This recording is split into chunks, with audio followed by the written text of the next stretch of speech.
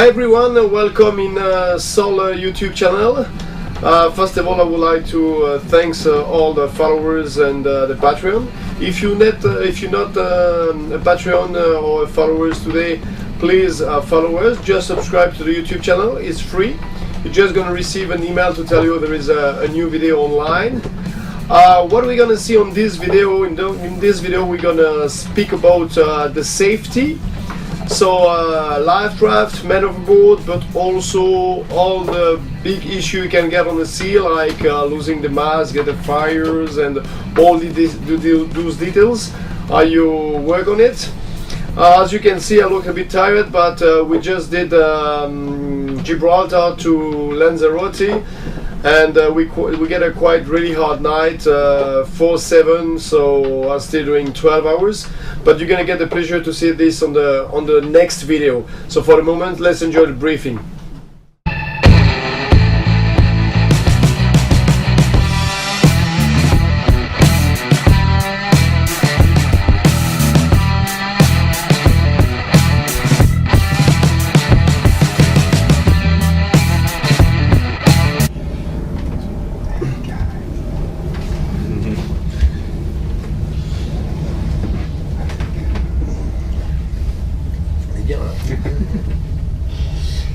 Okay, hi guys, so today we're going to do the briefing about the safety.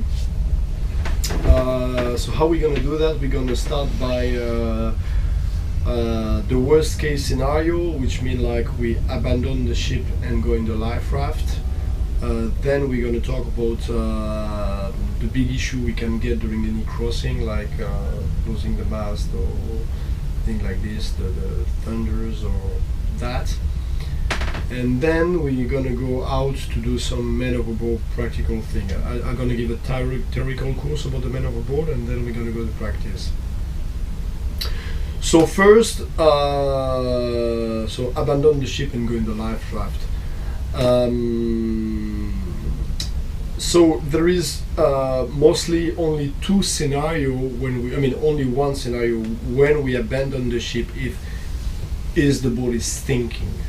If the boat is sinking, even if it's float a little bit and stay on the surface, we're not going to abandon it. We're probably going to be in the life raft attached to the boat, but we'll not abandon the boat. Why?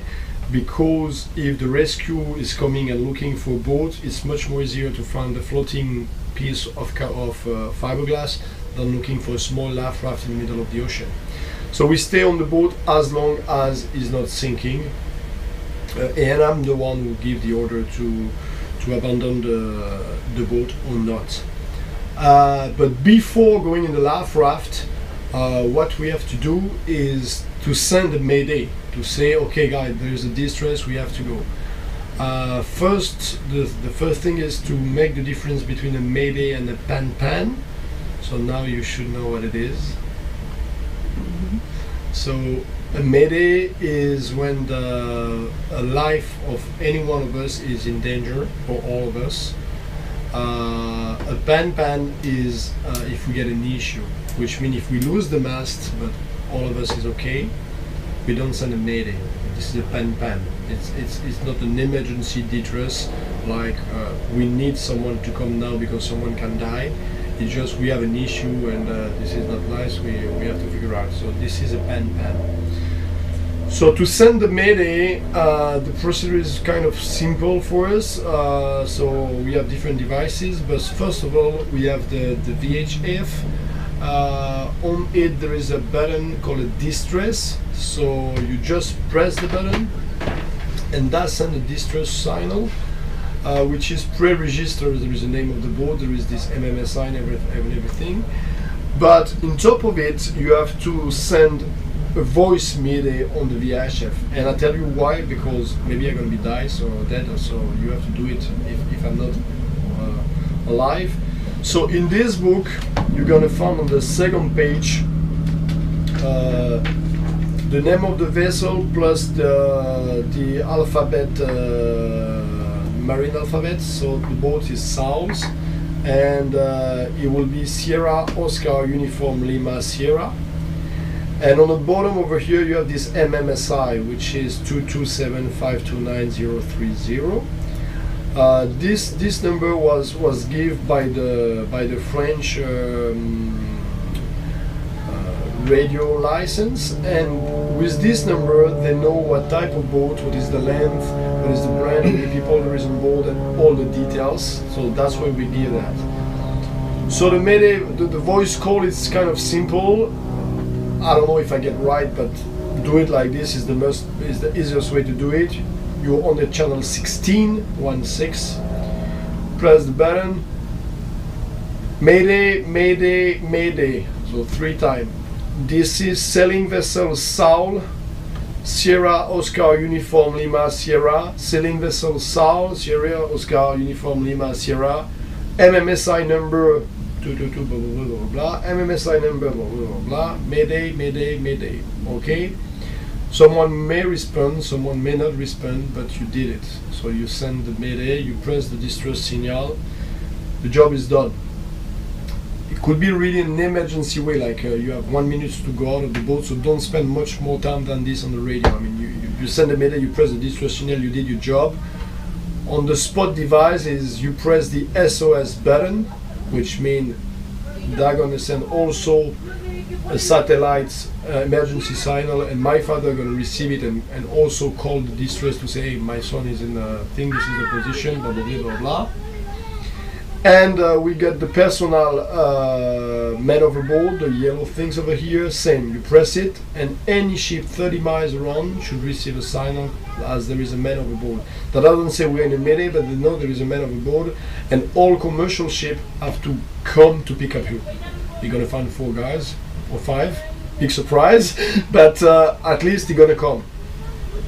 So that's the way to do it. When this is done, we're gonna go in the life raft, and I'm gonna give each of you someone to do. So the 2 guys, your job is to take the life raft, go out, put the tender on the water, and put the life raft in the tender. Why we don't jump in the life raft right away is because 50% of the life raft inflate and deflate immediately after a couple of hours. The tender is inflate, we know it's floating, is here, we sure 100% of that, so it's better to go on the tender which is sure 100% than go on something which maybe going to deflate later. So that's your rules, 2 of you. If for any reason one of them is dead, we know we have to have the other one, and so on. So we have to take the roles of someone else if someone else is not alive anymore. You're responsible of the food, so you grab the bag with the fruit, which is on the cupboard over here with the bread, everything on the bag. Jump on the tender. You're responsible of the water, because you know there is the fresh water on board. You tied it to me. Same, grab a bag, put 6-10 bottles of water, jump on the tender, and I'm responsible of taking those things over here. So look at them well, because if I'm not alive, someone is gonna have to do it. So we have the 2 emergency devices. So we bring them with us, and we have press in each of them. So we send a signal like we are in distress. We get the light, flashing light, which is visible at 10 miles during the night, and this one, the suitcase, is all the flare. So during the night, if there's a ship, we send the flare to be visible. And we got the goggles and an Endel VHF radio. This is sometimes some boat doesn't reply if you don't call the name. So you can, if you see a ship, you can call it, but if you can get the name and call it with the name, there is much more chance you're gonna reply to us. So that's the devices we bring with us on a grab bag. I'm going to be responsible of that, but get it on the mind. They're all going to be the same spot, but the 2 electronic devices, so sending the signal, be visible from all the boats, and be able to communicate. This is the important things. Okay for you? Good guy. Let's put it and mainly, this is it. Like I said, this is an emergency procedure. We have to be, the role of each of us has to be really clear, but this is not, I will say, a terrible, dangerous procedure or whatever. I mean, we're gonna go on this life raft. Most of the time, in the next 10 to 12 hours, you pick up by another boat. So this is not comfortable. We're gonna have the water, we're gonna have the sun or the cold or the wave or whatever, but we're not gonna die.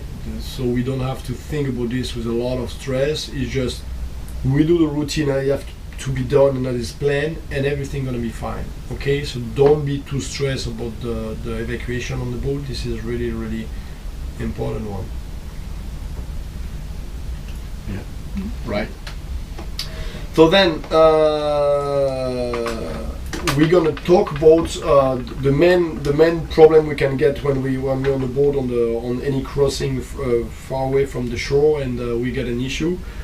The first one I want to talk about is the fire. Again, so fire is the main issue on the boat. It's 45-50 seconds to get an extinguisher and get it done. If we don't, there is plenty chance the boat gonna stink. So the fire is really, really a major one. That's the one of the two we can give us abandon the boat. Like I told you, you know where are the extinguisher, we know where is the gas bottle. Small, big, whatever, I put the full extinguisher on it. If it needed, I put a second one, but we stop this fire, whatever happened. And we close the gas bottle, as I told it. Fire, mainly there is the worst one, so we have to get it stopped. If we don't, it's the end of the story. This is the only one when we don't have any power on it, and the only one is to stop the fire. Then the second one is to get water coming in the boat. We have a hole somewhere, we eat something, and we have water coming in the boat. Same, or it's too big, and at one point we're gonna have to evacuate the boat, or is not too big, and at one point we're gonna be able to at least reduce the amount of water coming in and fight for that.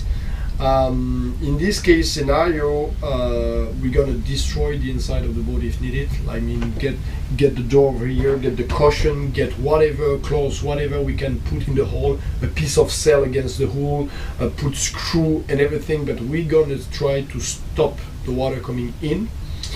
Put the man with a bucket 24 hours a day and get it out.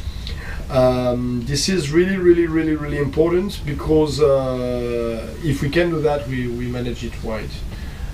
If the water start to be too much, at one point we can lose the electricity, which means we have to send distress signal before losing the electricity, because if we don't have any more electricity, we cannot send anything on the VHF. And in this case, it will be a mayday, because we're gonna sink. But as long as we can manage the water in, that's the procedure. We try as much as we can with everything we have to stop the water coming in. Great. Mm-hmm. Thunder and lighting. So if we hit by lighting on the boat, normally we lost all the electricity on board and all the electronic devices, everything gonna die. But under this bench we have a microwave, and a microwave is a Faraday cage, which means everything we're gonna be inside the microwave gonna be safe from the lighting. So the thing is, what we need to be able to arrive when we want to go is at least get a position, the GPS where we are, and know where we want to go. For that, my computer get the shot plus a small GPS device it with. We have the handheld GPS, so we will put my computer and a small GPS, the handheld GPS, maybe the phone we have plus the two distress devices on the microwave on the table, everything in, close the microwave, take out the electricity of the battery, switch off everything, and pray. That's the point. He may not put the fire on board, he may put fire on board, but probably not. We may lose all the electricity on board, but as I say, as long as we get a position, is very good with a paper chart. We got a pen. We got the compass, magnetic compass outside. We're gonna finish the trip. It's gonna be dark. We're not gonna get any more water pump or bleach pump, so we're gonna have to open the tank, get with the tap, a bucket to get fresh water and everything. You become like really adventure sailing, but it's gonna work. We're gonna make it. So this is either not is a bad scenario, but it's nothing really bad. Losing the steering. So if we lose the steering, the rudder, for example, we're gonna be in trouble because we're gonna look like a drunk man, you know. So same, we have the spinnaker pull.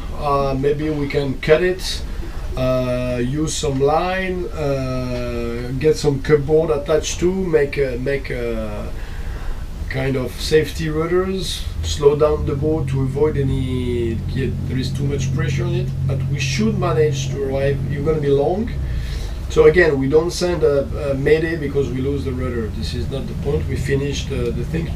Did you read the article on the small book, like the guys, he did 1,500 miles under broken mast, 2.5 nautical miles an hour. I mean, it takes a month, but he finished his trip. The only thing is we have to get enough water and food, but we're going to take that. Same with losing the electricity. We talked about before. We have 3 batteries, so at least one going to be working. I'm an electrician, so we're going to find a way to plug the computer and get enough to know where we are. But even if we lose that, what we're going to lose? The night light, the communication, the autopilot. It doesn't matter. We have the handheld GPS, we know where we are, we have the paper chart, we know where we go. You can give us a heading, or I can give you a heading. We get the compass. We're just gonna steer for a while. Shitty, but doable. So easy. The water, we out of water, you know. So we have like 3 tanks, 2 in my cabin, 2 separate, one over here, and one here. As long as we're gonna go, I'm gonna tell you, okay, we empty the first one, so we empty 150 liters, which is 35-40 gallon. Then I'm gonna tell you, okay, we empty the second one. At this point, we're gonna know we have only like 150 liters more, like 40 more gallon. So I will ask to everyone to reduce business consumption. If it's like 3 days to the arrival, we're good, but if it's way in advance. And then we get the last 51, which is the reserve one. Before we arrive there, I will tell you, okay, we're gonna stink, but no more shower, cleaning the dishes with the salt water and things like that. Yep. Losing the mast. I didn't do this one, no? Losing the mast. Speak about lose the mast. No. Okay, losing the mast. Losing the mast is a good one. First of all, if you lose the mast, your communication, VHF antenna and everything, radars and everything will be in the water, which means you cannot communicate more with the rest of the world. So you have to think about that. And when the mast fall down, so the worst scenario is falling someone, and maybe this is a mayday because we get someone injured. But if you don't, if you fall properly, I will say, there is 2 scenarios. We can get it back on board, or we cannot get it back on board. If we cannot get it back on board, what's happened most of the time is the mast, which is broken, which is in the water, with the sail on it, and the pressure of the water is doing this like a bungee, is moving a lot, and when it come back, it can make a hole in the hull. You can make a perforation on the hull. And then you get 2 problems. You get a broken mast and a hole in the hull. We don't want that. So if we cannot get it back on board, we just cut the shroud and leave the mast going out. We lost it, but it's better to get a hole in the hull. And then with this, which is some dynamo, this line get the same strength as a shroud we have over here on board, which is a soft one. So we're gonna get a small piece of mast, we're gonna get a spinnaker pull, we get plenty of the sail on the front. We're gonna make distress rigging and mast, something we're gonna work like on the booklet you read the article. You're gonna be slow, you're gonna be maybe comfortable because you're not gonna move much, but we're gonna make it too. So losing the mast is either not a very big problem. What I want to come through all the thing is like the main distress is get a fire or get a water coming in. We cannot solve and the borders start to float and think. But if this 2 case scenario doesn't happen, which should not happen because we're gonna take care of a fire and there is very few chance we eat anything dangerous. In all the other case, we know what we have to do. It could be long to arrive, but we're gonna arrive. So which means we don't take much danger, risk to do this crossing on the boat. The last point, which is the bad weather. And on the bad weather, first we're going to be on the latitude very south, so normally we cannot get any hurricane or thing like that. We get a very good prevision on the weather forecast. But if we get bad weather, same, we can all reduce a lot our sails and go in the escape way, so running water. On this case, we have to keep enough speed to get the control of the boat, because if we get the control of the boat, the sea doesn't have the control of the boat, so we manage to get it on the wave, going up and down, because when the wave come on the back of the boat turn like that, so we control this if we get a bit of speed.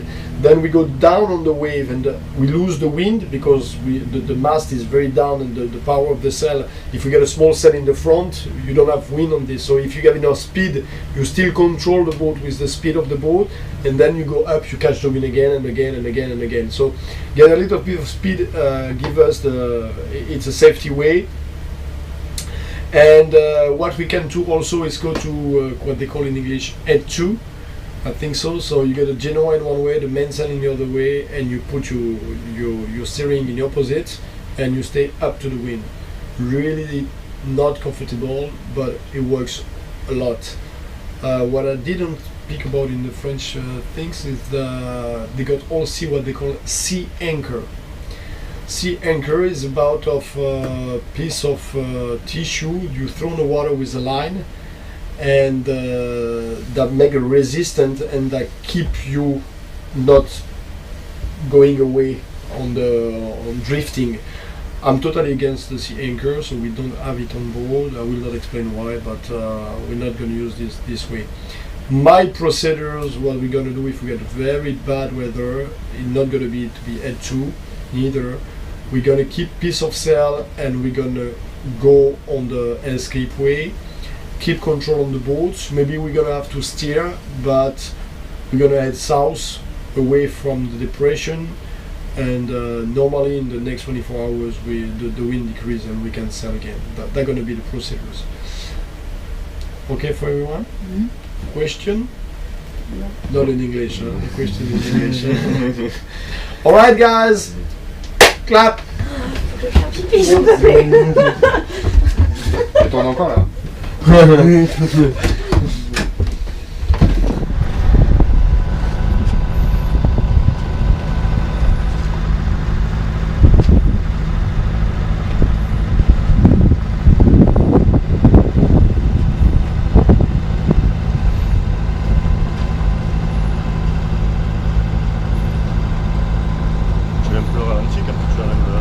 Ouais, quand tu l'enlèves, il se met au ralenti de lui-même.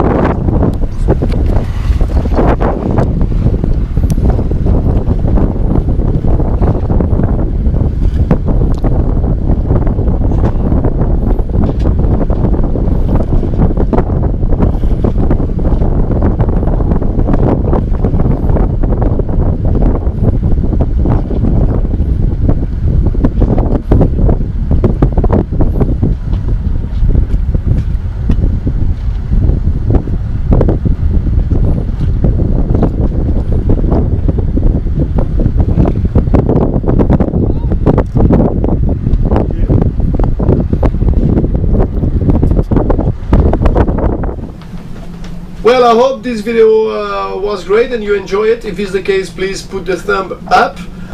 If you get any comment, please go ahead. Usually I try to respond to all of them. If you're not a follower of Patreon, please subscribe to the YouTube channel or become a Patreon. Help us to support the journey. And I hope to see you again next week. Ciao, bye bye.